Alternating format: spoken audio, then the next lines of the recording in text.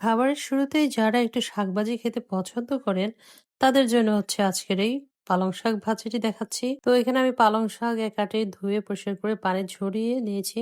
এখন আমি শাকটাকে আগে সিদ্ধ করে পানিটা শুকিয়ে নেব। তো পালং শাকটা আসলে অনেক পানি উঠে আসে। তো আস্তে, আস্তে করে একদম চুলার আঁচটা বাড়িয়ে দিয়ে আস্তে, আস্তে করে নাড়তে, নাড়তে কিন্তু একটা সময় শাকের পানিগুলো আস্তে শুকিয়ে যাবে। তো আমি একটা সাইডে রেখে এবার দিয়ে দিলাম রান্নার তেল দিয়ে দিব। দিয়ে তারপর দিয়ে দেব রসুন কুচি, পেঁয়াজ কুচি, কাঁচামরিচ ফালি এগুলো দিয়ে খুব সুন্দর করে পেঁয়াজটাকে আমি ভেজে নিব।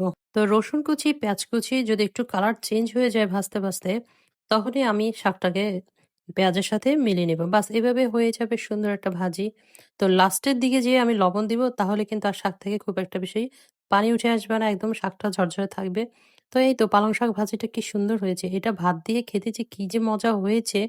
অবশ্য গরম ভাতের সাথে শীতকালে শাক ভাজি খেতে ভীষণ ভালো লাগে এই পালং শাক ভাজিটা।